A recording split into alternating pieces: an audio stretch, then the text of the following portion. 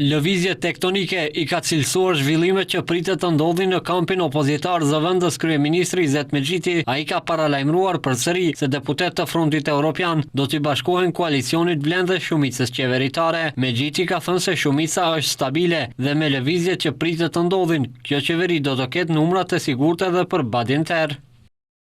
Lëvizjet i shifni janë tektonike, pesavet e shpirës nuk kanë dalë në treg, mendoj që qeveria ka shumicë stabile, shumica po forcohet, po fuqizohet, sepse dhe i duhet për realizimet projekteve tilla që në interes të qytetarëve. Tha se hiqja që Vlen e ka pasur mbetet e paprekshme dhe se për pozitat e mbetura bosh pritet të vendosë SHE me në krye Arben Fetajin, po edhe deputetët e tjerë që pritet të bashkojnë shumicës, shtoj se javën që vjen do të ketë rikonstruim të qeverisë.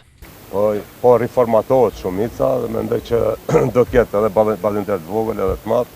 Ajo që është më rëndësi do ketë propozim ligje që janë në interes të qytetarëve që besoj që do i votojnë gjithë.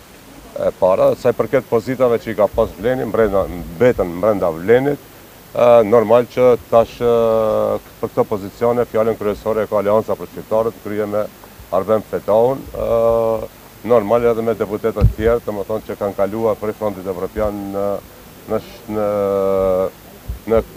shumicën e re, edhe me ato bisedohet. Besoj që javën e ardhshme prej të hanës së andej do kemi riformatim të qeverisë, plotësim të vendeve vakante. Pavarësisht largimit të një pjesë të ASH-s nga qeveria, Arben Fetaj që vendosi të mbetet me Vlen, do të mbetet zëvendës kryeministër për qeverisje të mirë, ndërsa vendin e lën bosh pas largimit të Arben Taravarit, pritet ta zë Azir Aliu. Ky i fundit ka pasur pozitën e ministrit të administratës në periudhën kur ASH-ja ishte në qeveri, me BDI dhe Lidhjen Social Demokrate.